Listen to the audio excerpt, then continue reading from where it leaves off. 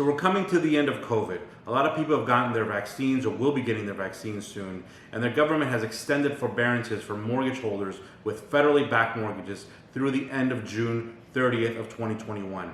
It doesn't look like any further extensions will be granted. So anybody who's in a forbearance period with an FHA, Freddie Mac, Fannie Mae, VA, or a USDA loan will basically be looking at the end of their forbearance period at the end of June 30th, 2021. Now, for a lot of people, they're not sure what's going to happen. We've talked about this in other videos, but I'm going to focus on one thing in particular, and I'm going to tell you something about what's called the FHA standalone partial claim, and I'm going to talk to you about how you get it and something that you're not going to like. So, the FHA partial claim is something that a lot of people are talking about right now, which basically is something I'm going to explain in a minute. And I'm going to go through the different aspects of the partial claim, and specifically if you're eligible for the partial claim and how you can get it at the end of your forbearance. But I'm going to warn you about something. I'm going to talk about something at the very end, and I'm going to talk about something that a lot of people are not going to like. I'm going to explain to you something you haven't really thought about, I don't think, and I'm going to show you in stark numbers why you might not consider taking the partial claim and doing something else. My name is Mendez. I'm a bankruptcy, loan modification, foreclosure lawyer here in Miami, Florida. I've helped thousands and thousands of people with their foreclosure, bankruptcy, and loan modification issues throughout the years. I was around the last crash, and I'm seeing a lot of the same exact things that happened in 2008 repeat themselves. I'm going to talk about in this video something that you have not thought about when you're considering taking the partial claim. My channel is called Debt Law, Survival Guide for the Desperate Debtor. Please like and subscribe to my channel, and I'll keep making these videos throughout the end of this year so that everybody can get information about how to survive the COVID financial nightmare.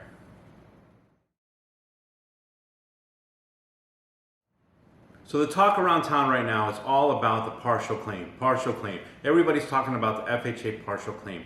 A lot of people don't fully understand what it means. Actually, the term partial claim is a misnomer. The word partial is throwing a lot of people off. But I'm going to explain to you what it is so you understand what you're getting when you get a partial claim from the FHA. The FHA partial claim is a 0% lien that's placed on your property for 100% of all the forbearance payments that you missed and did not pay during your forbearance period.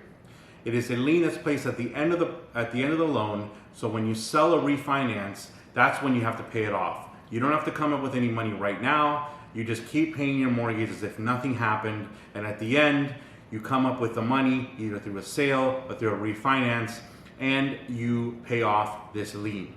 Now, there's a couple things to understand about this, in particular, what you can and can't do, and who's eligible and who isn't.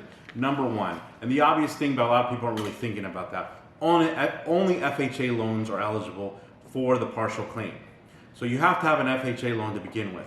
Now, FHA loans are hiding behind a lot of mortgage servicing companies. So you're not really sure if you have an FHA loan. But if you've been in forbearance for up to 18 months, you probably do have an FHA loan. Most people who have FHA are aware of it, and if you're not, all you have to do is call your servicer and ask them, do I have an FHA loan? And they will tell you yes or no. And at that point, that's when you can ask for your partial claim, if you still want it, after we talk about the things we're going to talk about in this video. So the first thing to think about when you're thinking about getting an FHA loan is if you're eligible.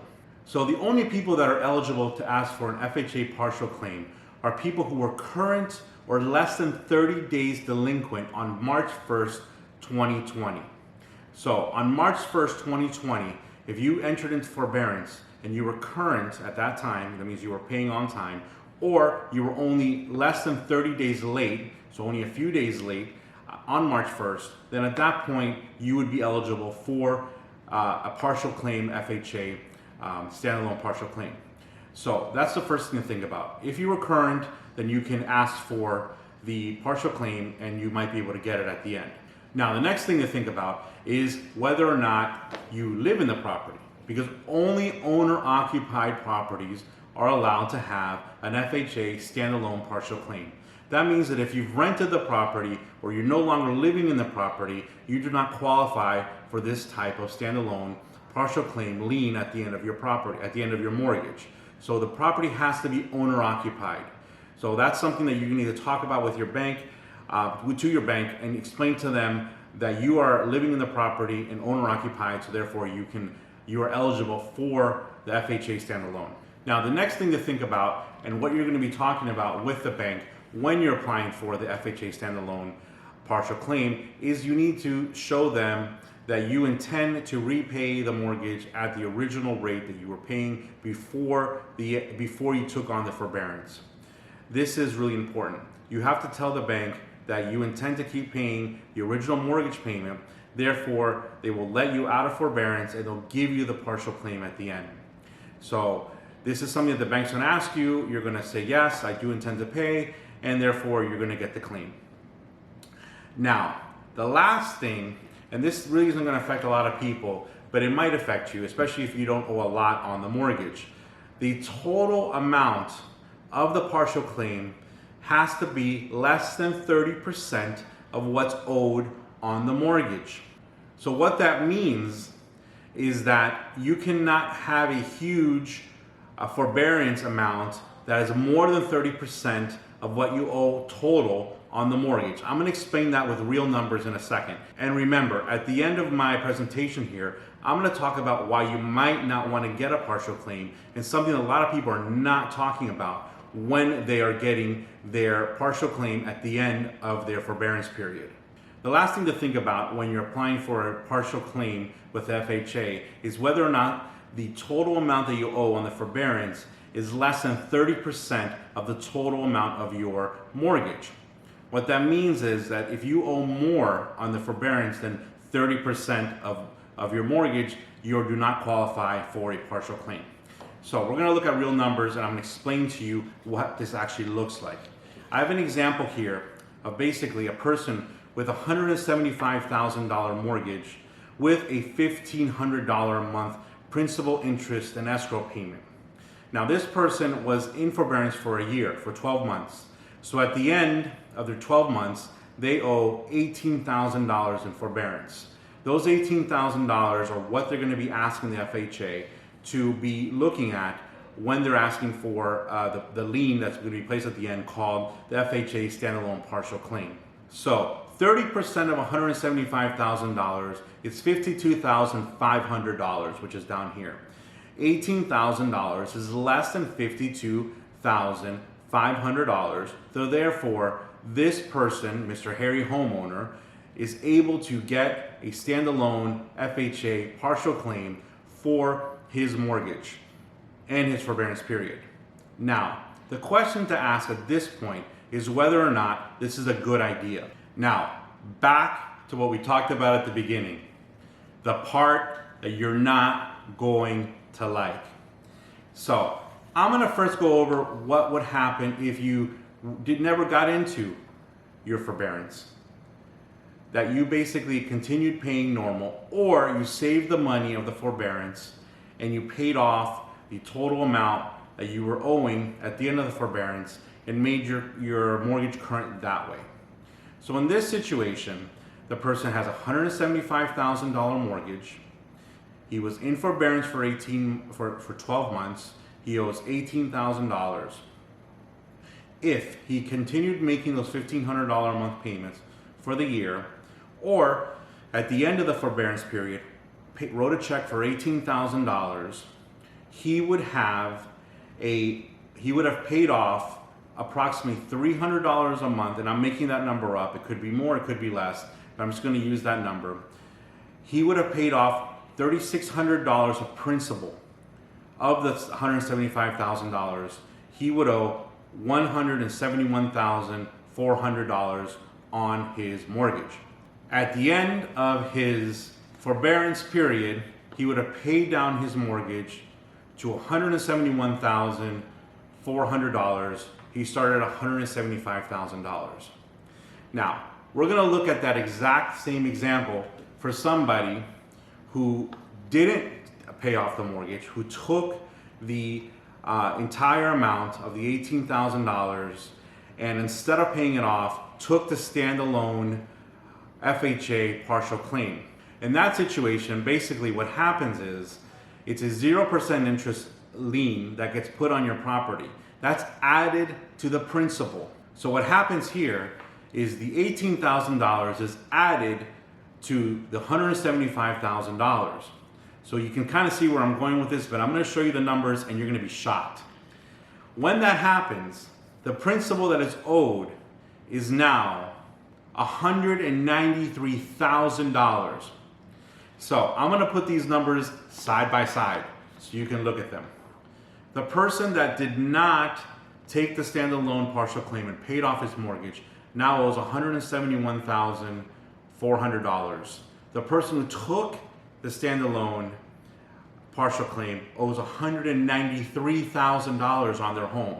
Now, granted, this is not interest bearing. $18,000 of it is just a lien. But this, when they sell their house, this person is going to make more money than this person.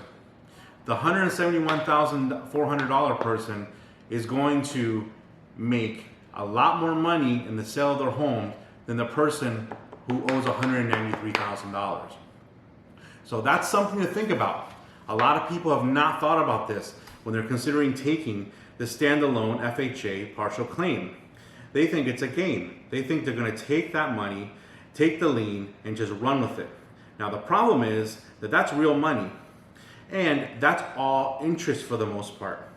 So all that interest is added on top of what you owe, and in the end you end up owing a lot more. So if you're one of these people that is trying to pay off their mortgage and trying to live mortgage free and pay off their homes, the forbearance has set you back all the money that you did not pay during the forbearance period. Now you owe it.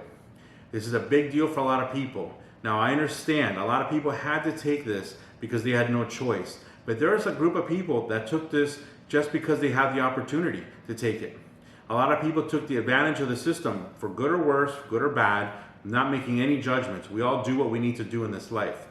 But those people, if you take the standalone lien, you basically are taking, you're decreasing your equity by the total amount that you didn't pay. So it's something to think about.